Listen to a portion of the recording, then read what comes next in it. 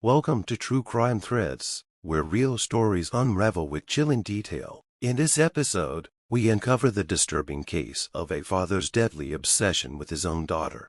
In the peaceful town of Elmridge, the Callahan family was seen as the ideal household. James Callahan, a respected high school math teacher, lived with his wife, Margaret, and their only daughter, 16-year-old Emily. The family was well liked in the community. James was known for his calm demeanor, and Emily was a bright student with a talent for playing the piano. Margaret often volunteered at school events, and the family regularly attended Sunday service. They appeared picture-perfect, the kind of family neighbors quietly admired from afar.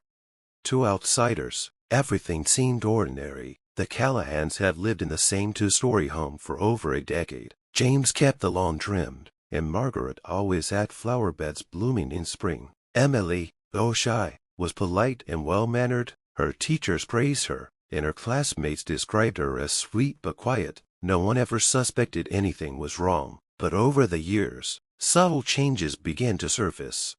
Margaret, once cheerful and outgoing, slowly became withdrawn. She stopped joining the community book club, rarely attended school functions, and would often turn down invitations. When she did appear in public, she looked tense, glancing over her shoulder or checking her phone as if under pressure. Friends noticed her smile seemed forced. She rarely spoke about home and always redirected conversations away from her personal life. When her absence was questioned, James would politely say she wasn't feeling well or needed rest. Emily's transformation was even more noticeable. She used to practice piano every evening, her music echoing down the quiet neighborhood street. But gradually, the music stopped. Her social circle shrank. She quit the school choir and deleted her social media accounts. She began arriving late to school, her eyes shadowed with exhaustion. Her teachers noticed a drop in her performance. Once enthusiastic about group projects, Emily became reserved, rarely making eye contact. Her friends tried to include her, but she distanced herself, always with an excuse ready. One evening, a neighbor noticed Emily sitting alone on the back porch, staring blankly into the distance. When approached, she quickly stood up and went back inside. That neighbor, an elderly woman who had lived next door for years, later said it was the first time she had seen real fear in a child's eyes. But no one knew what to do. From the outside, everything still looked normal. A quiet house, a kind teacher, a polite daughter, a reserved mother. There were no loud arguments, no police visits, no visible signs of violence.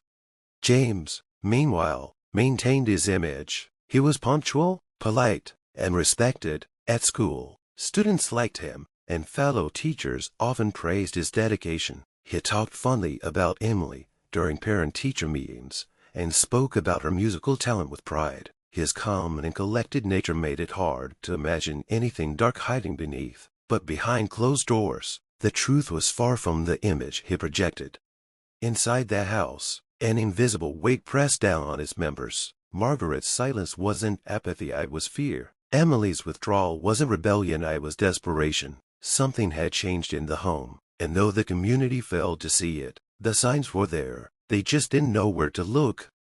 Emily's room was always locking it from the outside, but from within, she rarely came out, except when absolutely necessary. Meals were taken in silence, and her time outside the room became increasingly brief. At school, teachers began noticing that she no longer raised her hand in class or participated in discussions. Her eyes, once bright and focused, now wandered to the clock more often than the board. She seemed to be counting the minutes, as if her time in the outside world was limited and precious. When friends tried talking to her, she kept conversations short, avoiding personal questions altogether.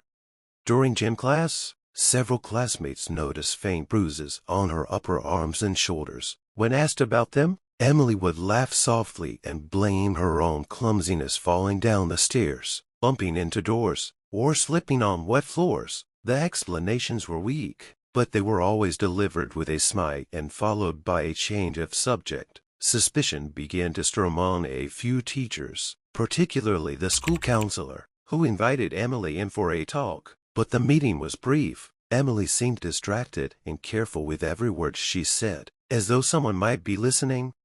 Not long after, the counselor received a phone call. It was James. He expressed appreciation for the school's concern, but insisted everything at home was fine. He attributed Emily's behavior to stress, exams, and teenage mood swings. He spoke calmly, confidently, and without hesitation. He offered to come in and speak to the principal himself, which he did a few days later. By the time he left, school staff were reassured. After all, he was a respected teacher, and his daughter's issues didn't seem alarming enough to push further. Whatever doubts remained were brushed aside.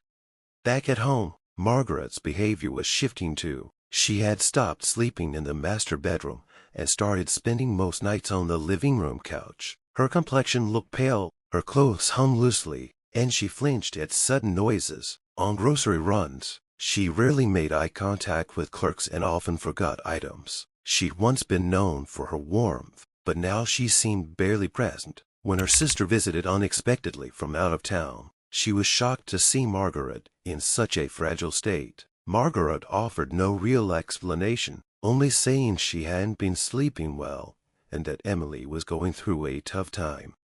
That same visit, her sister noticed James's sudden entrance into the kitchen. Margaret, who had been pouring tea, frowsy, her hands trembled, and she spilled the cup slightly before rushing to clean it. It was a small moment, but one that left an uneasy feeling. Emily, meanwhile, barely came downstairs, only appearing briefly to greet her aunt before disappearing again. The air inside the house felt heavy, almost oppressive. Emily's behavior grew even more puzzling. She started leaving her bedroom window open at night. Even when it was cold or raining, the window screen had been removed, and outside the sill, a stack of books had been quietly placed beneath it, as if she had been testing how far she could climb down. She was planning something. The silence, the secrecy, and the strange behavior all pointed to something deeper, but no one yet knew just how desperate she had become. On a stormy Monday morning, Emily didn't show up for school. Her absence immediately raised concern. She had already been behaving strangely, but she had never missed a day without notice. Her homeroom teacher contacted the front office, which then tried calling the Callahan residence. There was no response. As the hours passed and no message came from the family, worry began to spread through the school staff. By afternoon, when neither James nor Margaret returned any calls, the principal made the decision to inform the local police. Emily's unexplained absence had now become an official concern. When police arrived at the Callahan home later that day, James answered the door looking unusually calm. He explained that Emily had run away the night before after an argument. According to him, she left a handwritten note saying she needed space and was going somewhere she couldn't be followed. He handed the note to the officers, and at first glance, it appeared to support his story. The handwriting looked like Emily's, and the words were emotional but vague. Still, something about the note didn't feel right to the officers. It was too polished, too deliberate. A forensic handwriting analyst was called in to examine it. The analysis confirmed the handwriting was likely Emily's, but there were inconsistencies in the pressure patterns on the paper. It appeared the note had been rewritten several times, each version slightly more refined than the last. That detail alone didn't prove anything, but it cast doubt. Why would a teenage girl write multiple drafts of a runaway note and leave behind such a tidy farewell? The investigation quickly widened. Police canvassed the neighborhood, asking if anyone had seen Emily since the weekend. No one had. Her last known sighting was on Saturday afternoon, in the backyard, carrying a book in a small notebook. Since then, there had been no calls, no sightings, and no activity on her bank account or phone. Her bag, wallet, and school books were all still in her room. The open bedroom window and missing screen were the only signs she may have tried to leave on her own.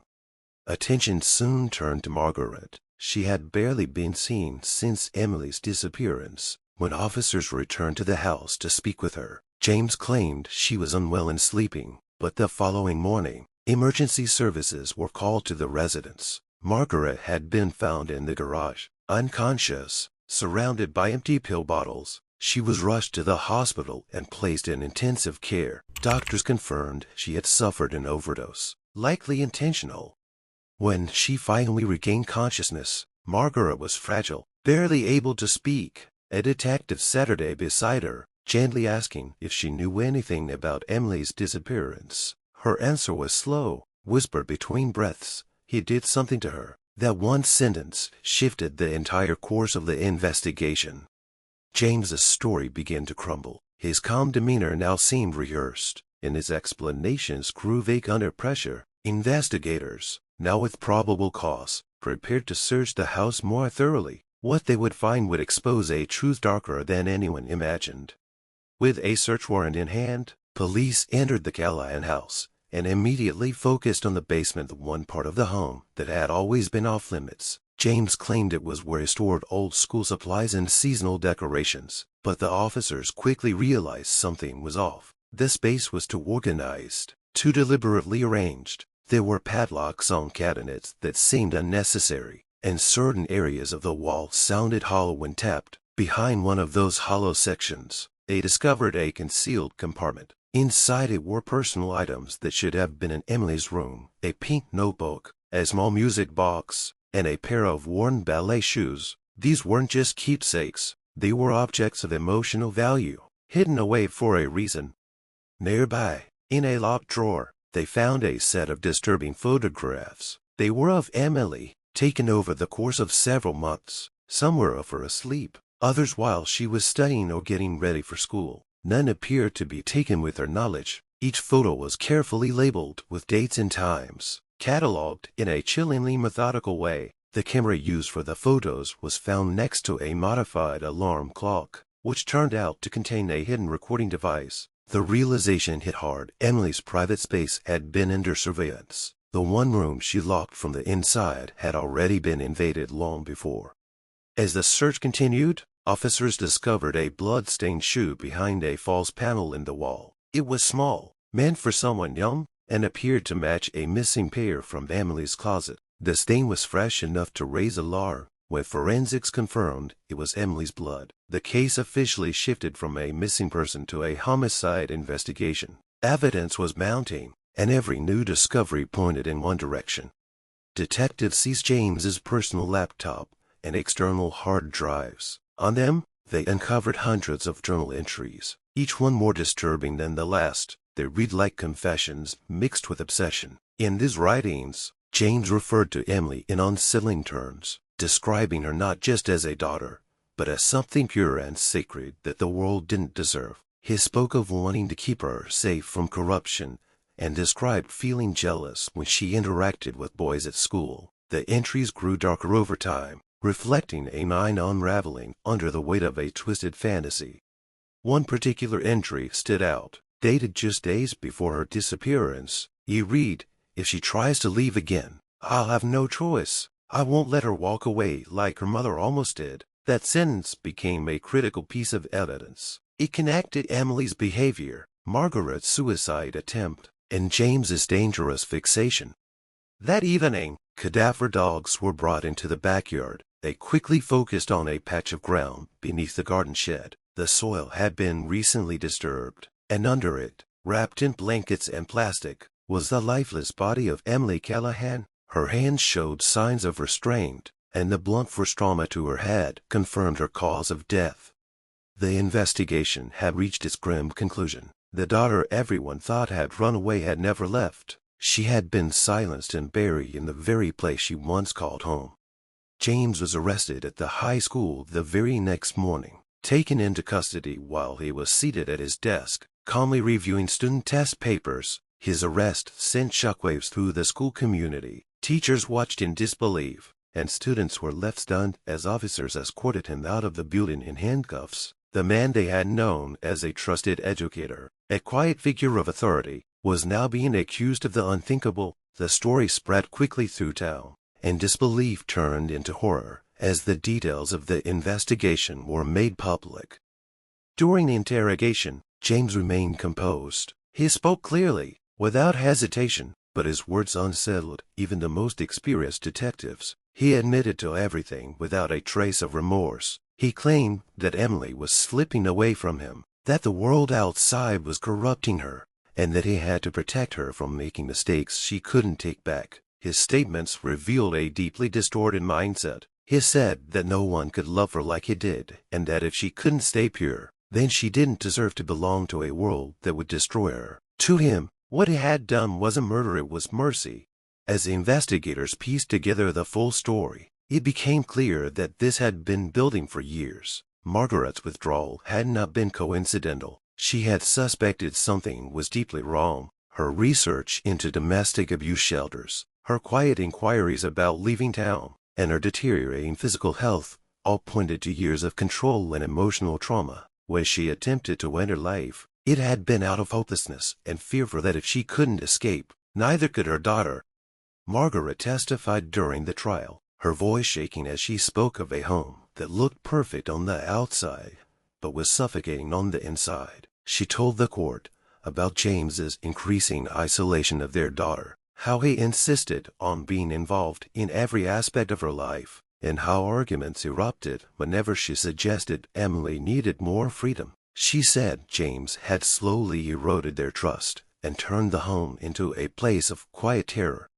The prosecution presented the photographs, the journal entries, and the blood evidence. They showed the jury how James had watched, recorded, and manipulated Emily's world. The defense had little to offer in return. James refused to plead insanity, insisting that what he did was rational and even necessary. His emotionless explanations only further proved the depth of his delusion.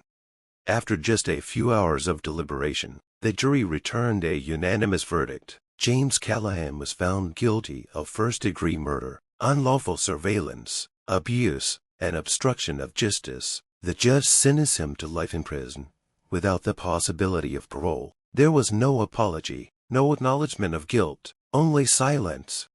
Elmridge fell into mourning. Emily's classmates left flowers and handwritten notes on the school steps. A small memorial garden was planted in her honor. But the weight of what had happened would not fade quickly. Behind the tidy fences and painted walls, the town now knew how deeply secrets could hide. A father's obsession had destroyed a life that was just beginning, and no one would forget the silence that followed.